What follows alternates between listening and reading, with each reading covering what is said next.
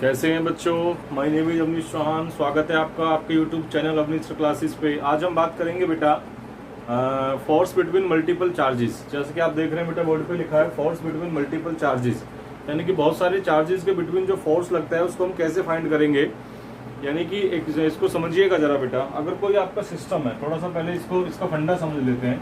कोई सिस्टम है हमारा जो कि बहुत सारे चार्जर से मिलके बना है, ठीक है। जैसे कि एक सिस्टम ये हो गया हमारा, एक चार्ज इस पर ये है, एक चार्ज हमारा ये हो गया बेटा, एक चार्ज हमारा ये हो गया बेटा Q3, एक Q1 हो गया, Q2 हो गया, एक चार्ज हमारा Q3 हो गया बेटा, एक चार्ज हमारा क्या हो गया Q4 हो गया बेटा। क्लियर है। अब ये सारे चार्ज हमारे क्या करेंगे, सारे चार्ज एक दूसरे के बीच में इनपे फोर्स एक्ट होगा भैया। यानी कि इन दोनों के बीच में भी कोई फोर्स लगेगा, इन दोनों के बीच में भी कोई फोर्स लगेगा, इन दोनों के बीच में भी कोई फोर्स लगेगा। हमें फाइंड क्या करना है बेटा, हमें फाइंड करना है इनमें से किसी एक चार्ज पे लगने वाला नेट फोर्स क्या होगा। बात समझ में आ रही है। ये आपका क्या है, कोई बहुत सारे चार्जेस का सिस्टम है, इन सभी चार्जेस के बिटवीन फोर्स एक्ट हो रहा होगा बाय कूलम्ब्स लॉ से हमने पढ़ा है बेटा। लेकिन हमें क्या फाइंड करना है, हमें फाइंड करना है कि इनमें से किसी एक चार्ज पर एक्ट होने वाला टोटल फोर्स कितना होगा। उसके लिए हम बेटा क्या यूज करेंगे, उसके लिए बेटा हम यूज करेंगे principal of superposition. Clear. Principal of superposition क्या होता है, इससे बेटा हम क्या करते हैं कि बहुत सारी क्वांटिटीज को जब आप ऐड करना होता है तो उस चीज को हम बोलते हैं क्या, प्रिंसिपल ऑफ सुपरपोजिशन। यानी बहुत सारी क्वांटिटीज आपको जब ऐड करनी है, कहीं पे रिजल्टेंट फाइंड करना है, तो उस कंडीशन में हम क्या करते हैं बेटा, उस कंडीशन में हम प्रिंसिपल ऑफ सुपरपोजिशन का यूज करते हैं। ठीक है बेटा। चलिए स्टार्ट करते हैं बेटा क्वेश्चन को। क्या करना है बेटा, हमें इसमें बहुत सारे चार्जेज लेने हैं किसी एक सिस्टम में, ठीक है। तो थ्योरी में आप क्या लिखेंगे बेटा, चलिए सॉल्यूशन करते हैं बेटा, डीपली पढ़ेंगे क्वेश्चन को। Consider n multiple charges, consider n multiple charges या कंसीडर n चार्जेस भी लिख सकते हैं आप। Consider n charges Q1, Q2, Q3 dash बेटा Q1, ठीक है। प्लेस्ड इन वैक्यूम,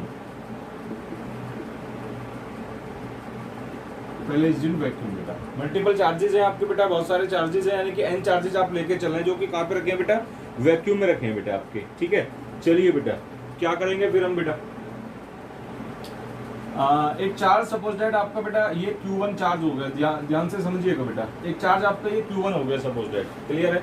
अब इससे r डिस्टेंस पे हमारा ये चार्ज क्या हो गया बेटा, Q2 हो गया ये चार्ज, ठीक है। अब देखिए इनकी बिटवीन डिस्टेंस जो होगी, वो डिस्प्लेसमेंट वेक्टर जो होगा उसको हम क्या लिख सकते हैं, उसको हम R21 लिखेंगे बेटा, R21 वेक्टर, क्लियर है। अब यहाँ पर कोई चार्ज, अदर चार्ज हमने ले लिया बेटा Q3, ये Q3 चार्ज हमने ले लिया बेटा, ठीक है।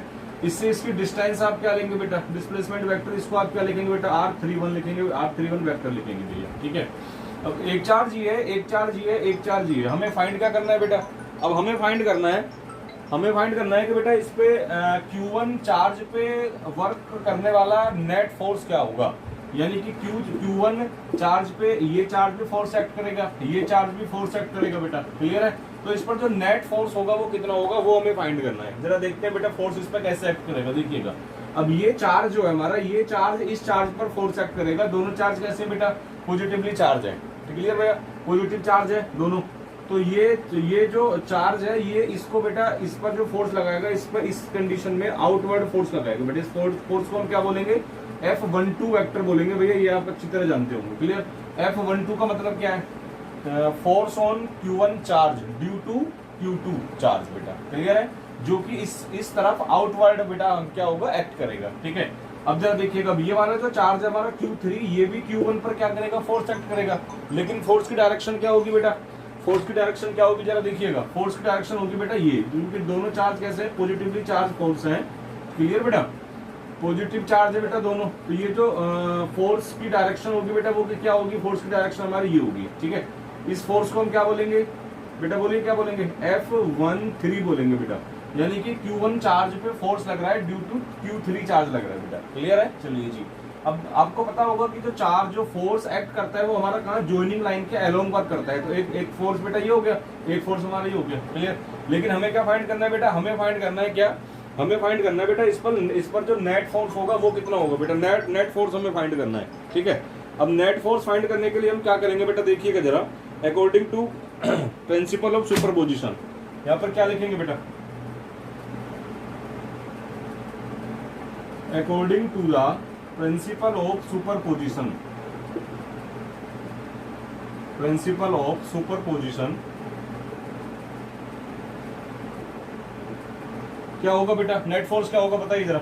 इस Q1 चार्ज पे एक्ट होने वाला नेट फोर्स बेटा, नेट फोर्स हमारा हो जाएगा, इन सारे फोर्सेस को बेटा ऐड कर देंगे हम, कितना होगा, F12 वेक्टर हो गया बेटा, प्लस कितना हो जाएगा, F13 वेक्टर हो गया बेटा। यदि और कोई चार्ज होता तो यहाँ पे F14 आ जाता आपका, ठीक है।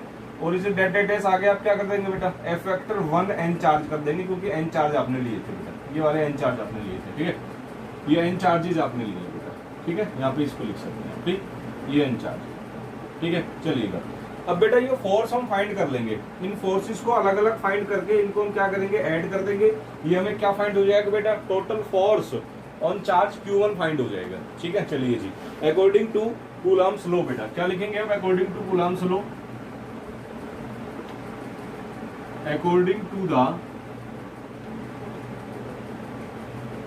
Coulomb's law, according to the Coulomb's law बेटा, फोर्स बिटवीन टू चार्जेस क्या होता है, जब आपको पता होगा तो फॉर्मूला आप पीछे से पढ़ते आ रहे हैं। चलिए पहले इस फोर्स को फाइंड कर लेते हैं, F12 वेक्टर, ये वाला फोर्स फाइंड कर लेते हैं। ये वाला फोर्स क्या है हमारा, यानी कि इनके बिटवीन जो फोर्स है, यानी कि ये जो Q2 है ये Q1 पे फोर्स एक्ट कर रहा है, ये वाला फोर्स हमारा क्या है, F12 वेक्टर है बेटा। इसको हम फाइंड करेंगे तो क्या होगा जरा देखिएगा, क्या होता था बेटा फॉर्मूला हमारा 1/4 पाई एप्सिलॉन नॉट, सब जानते हैं बेटा। इसको ना लेके आप इसको के भी लिख सकते हैं तो भी चलेगा, मैंने आपको समझाने के लिए बताया था, आप के लिख दीजिए, के की वैल्यू भी वही होती है 1/4 पाई एप्सिलॉन नॉट बेटा, ठीक है। ये फिर क्या होता है बेटा, इंटू में Q1 इंटू Q2 क्या आएगा हमारा, Q1 इंटू Q2, दोनों चार्जेस का मल्टीप्लिकेशन आता है बेटा, अपॉन कितना होता है बेटा, डिस्टेंस का स्क्वायर। डिस्टेंस यहाँ पे क्या लिखेंगे आप, स्क्वायर करेंगे, यहाँ पे R21 का स्क्वायर लिख सकते हैं। इंटू में बेटा क्या लिखेंगे, देखिए जरा, इंटू में क्या लिखेंगे, इंटू में आप डायरेक्शन को शो करेंगे बेटा। डायरेक्शन कौन शो करेगा, डायरेक्शन बेटा शो करेगा क्या, डायरेक्शन शो करेगा इसका यूनिट वेक्टर, ठीक है। डायरेक्शन कौन शो करेगा, डायरेक्शन शो करेगा बेटा इसका यूनिट वेक्टर, इसका इस डिस्प्लेसमेंट वेक्टर का यूनिट वेक्टर आपका क्या करेगा, डायरेक्शन शो करेगा, इस तरफ डायरेक्शन होगी भैया, ये फोर्स की डायरेक्शन है, देखिएगा, ठीक है बेटा। ये फाइंड हो गया आपको। ऐसे ही बेटा जस्ट सेम हम आप क्या फाइंड कर लेंगे, देखिए जरा, अब आप फाइंड कर लीजिए बेटा F13 फाइंड कर लीजिए, F13 फाइंड कर लीजिए, जो कि बेटा क्या होगा हमारा, जो कि होगा Q1 इंटू Q2 बेटा, अपॉन में कितना हो जाएगा, देखिएगा जरा, अपॉन में हो जाएगा बेटा हमारा, चलिएगा आगे, अपॉन में बेटा कितना हो जाएगा, ये बेटा डिस्टेंस कितनी है इनकी, डिस्टेंस हमारी ये हो गई R31 का स्क्वायर हो जाएगा बेटा, इंटू में अब बात आएगी बेटा किसकी, डायरेक्शन की। डायरेक्शन देखिए, इसका जो क्या होगा यूनिट वेक्टर होगा वो डायरेक्शन शो करेगा, इसका यूनिट वेक्टर क्या होगा, ये होगा बेटा, यानी कि इसकी डायरेक्शन, इस फोर्स की डायरेक्शन किधर है, इस डायरेक्शन में भैया, ये इसकी डायरेक्शन हो गई, ठीक है। चलिएगा बेटा अब क्या करेंगे हम, ये बेटा क्या है, ये हमारा क्या है, एक यूनिट वेक्टर है, यूनिट वेक्टर है बेटा in the direction from Q2 to Q1, ये बात समझ में आ रही है बेटा। अब ये क्या है बेटा, ये R31 क्या है बेटा, ये क्या है, एक यूनिट वेक्टर है बेटा in the direction from Q3 to Q1, ये हो गया बेटा, ठीक है। चलिएगा अब बेटा हमें क्या फाइंड करना है, हमें नेट फोर्स फाइंड करना है, टोटल फोर्स फाइंड करना है बेटा, कहाँ बेटा, चार्ज Q1 पर। तो क्या लिखेंगे बेटा, total force on the charge, total force on the charge Q1। Total force क्या होगा बेटा, टोटल फोर्स हमारा प्रिंसिपल ऑफ सुपरपोजिशन के अकॉर्डिंग बेटा ऐड कर देंगे, F वेक्टर 12 प्लस कितना हो जाएगा, F वेक्टर 13 बेटा, ऐसे करके हमारा क्या हो जाता है, सारा फोर्स क्या होगा हमारा ऐड हो जाएगा, ठीक है। यहाँ पे कितना हो जाएगा बेटा, ये 1N हो जाएगा, ये हो गया बेटा, ठीक है। चलिएगा अब यहाँ से बेटा F वेक्टर सारे फोर्सेस को ऐड कर दीजिए, ऐड करेंगे, देखिए कॉमन क्या क्या होगा बेटा, यहाँ से आपका K कॉमन हो गया, और यहाँ पर Q1 इंटू Q2 सभी में से कॉमन हो जाएगा। देखिए इससे और आगे जितने भी आएंगे N चार्जेस हमारे सभी में से बेटा ये K कॉमन हो जाएगा, Q1 इंटू Q2 हमारा कॉमन हो जाएगा। क्या बचेगा बेटा फिर आपका, देखिएगा ये बचेगा बेटा, क्या बचेगा यहाँ पे, R21 अपॉन कितना हो जाएगा बेटा, R²21 हो गया बेटा, ठीक है। प्लस कितना बचेगा आपका, प्लस ये आ गया बेटा, R आपका 31 अपॉन कितना हो जाएगा, R²31 आ जाएगा बेटा। और इस तरह से आप इसको डेड करके लिख सकते हैं बेटा, ठीक है। चलिएगा लिख देंगे बेटा आगे इसको आप डेड करके इसी तरह से लिख देंगे इसको, ठीक है बेटा। चलिएगा आगे क्या होगा, देखो बेटा F वेक्टर इक्वल कितना हो जाएगा हमारा, ये Q1 इंटू Q2, ठीक है। एक फोर्स तो आपको देखिएगा, ये फोर्स फाइंड हो गया आपको, ये आपको टोटल फोर्स फाइंड हो गया है ऑन द चार्ज Q1, आप इसको यहीं पे भी छोड़ सकते हैं, कोई दिक्कत नहीं, ठीक है। अब यदि आप इसको वेक्टर फॉर्म में लिखना चाहते हैं, देखिएगा बेटा ये फोर्स आपको फाइंड हो गया, ठीक है। अब यदि इस फोर्स को आप लिखना चाहते हैं बेटा कैसे, यदि आप इस फोर्स को बेटा किसमें लिखना चाहते हैं बेटा, पोजीशन वेक्टर्स में लिखना चाहते हैं, तो क्या करेंगे, उसमें भी लिख सकते हैं बेटा आराम से। फिर ये मेरे को रफ करना पड़ेगा, समझ में आ गया होगा बेटा, इसको रफ कर देता हूँ। चलिएगा देख लीजिए बेटा एक बार अच्छे से, फोर्स फाइंड कर रहे हैं बेटा। देखिए पोजीशन वेक्टर्स की टर्म में इसको कैसे लिखेंगे बेटा,